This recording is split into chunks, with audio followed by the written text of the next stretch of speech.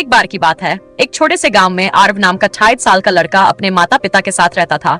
आरव बहुत जिज्ञासु था, हर बात को गहराई से समझना चाहता था, लेकिन वह हमेशा एक चीज से डरता था, अंधेरे से। गांव में अक्सर बिजली चली जाती थी और आरव को अंधेरा बिल्कुल भी अच्छा नहीं लगता था। हर बार जब अंधेरा होता वो कांपने लगता, दरवाजे बंद करता और रोशनी की तलाश में इधर उधर भागता। एक बार गर्मियों की छुट्टियों में आरव अपने दादाजी के गांव गया। वहाँ बिजली तो जैसे नाम की ही थी। शाम होते ही लोग चूल्हे के पास बैठ जाते, बस बातों का दौर शुरू हो जाता और दिए की धीमी लौ में रात गुजरती। दादाजी हर रात कहानी सुनाते थे, कभी योद्धाओं की, कभी जंगलों की और कभी मशाल लेकर रास्ता दिखाने वालों की। एक रात आरव ने पूछा, दादाजी ये मशाल लेकर चलने वाले लोग इतने साहसी कैसे होते हैं? मुझे तो अकेले अंधेरे में जाना भी डरावना लगता है। दादाजी मुस्कुरा दिए और बोले, अंधेरा कभी किसी को रोकता नहीं है बेटा। जो खुद को जलाने की हिम्मत रखते हैं वही दूसरों के लिए रोशनी बनते हैं। आरव ने सवाल किया, लेकिन जलना क्या आसान होता है? दादाजी ने जवाब दिया, नहीं, बिल्कुल नहीं, लेकिन जब कोई जलता है तभी रास्ते बनते हैं। चलो कल तुम्हें कुछ दिखाता हूँ। अगले दिन की परीक्षा। अगली शाम दादाजी आरव को गांव से लगे एक छोटे जंगल की ओर ले गए। रास्ते में उन्होंने एक पुरानी लकड़ी उठाई, उसके एक सिरे पर कपड़ा लपेटा, तेल डाला और माचिस से जला दिया। अब उनके हाथ में एक जलती हुई मशाल थी। आरव थोड़े सहमे हुए थे। दादाजी ने उन्हें वही मशाल पकड़ा दी और कहा, अब इस मशाल को लेकर हमें उस तालाब तक जाना है जो इस जंगल के बीचों बीच है। तुम तैयार हो? आरव कांपते हुए बोला, दादाजी मुझे डर लग रहा है। दादाजी ने उसके कंधे पर हाथ रखकर कहा, डर तो हर किसी को लगता है, लेकिन इस मशाल की तरह सोचो, जब ये जल रही है तो अंधेरा इसके आसपास नहीं टिक सकता। तुम जल रहे हो बेटा। डर को हराते हुए आरव ने गहरी सांस ली, मशाल को मजबूत हाथों से पकड़ा और जंगल की ओर बढ़ गया। अंधेरे में पहली बार जैसे जैसे वो जंगल में आगे बढ़े, अजीब अजीब आवाजें आने लगीं।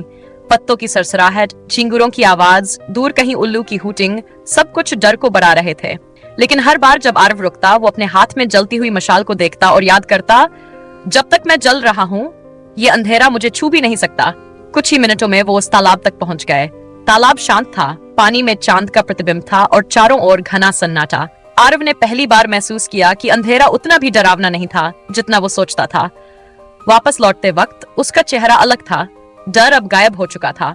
उसकी आंखों में चमक थी, जैसे किसी ने उसे एक नई शक्ति दे दी हो। समझ का दीपक। घर लौटकर दादाजी ने पूछा, तो अब बताओ आरव, क्या अब भी अंधेरे से डर लगता है? आरव ने मुस्कुराकर कहा, नहीं दादाजी, अब नहीं।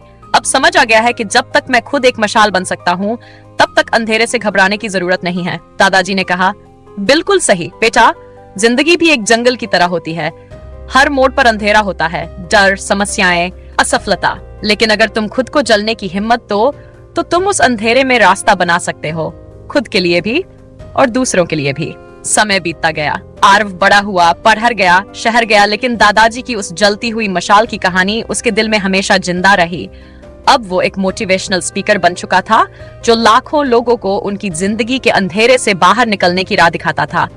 उसकी किताब का नाम था जलती हुई मशाल और उसका पहला वाक्य था, मैं अंधेरे से नहीं लड़ता, मैं बस जलता हूँ, और जब मैं जलता हूँ तो रास्ते खुद दिखने लगते हैं। सीख क्या है दोस्तों? जिंदगी हर रोज हमें अंधेरे से टकराने का मौका देती है। कई बार वो अंधेरा बाहर होता है, जैसे परिस्थितियां, असफलताएं, आलोचनाएं, और कई बार वो अंदर होता है, डर, घबराहट, आत्मसंदेह। लेकिन अगर आप एक जलती हुई मशाल की तरह बन जाएं, तो न सिर्फ आप खुद रास्ता देख पाएंगे बल्कि औरों के लिए भी रास्ता रोशन कर सकेंगे। हर इंसान के अंदर एक मशाल छुपी होती है, बस उसे जलाने का साहस चाहिए। वीडियो के अंत में अगर आपको ये कहानी पसंद आई हो तो इसे लाइक करें, शेयर करें और कमेंट में बताएं आप अपने जीवन की कौन सी अंधेरी राह पर एक मशाल जलाना चाहते हैं।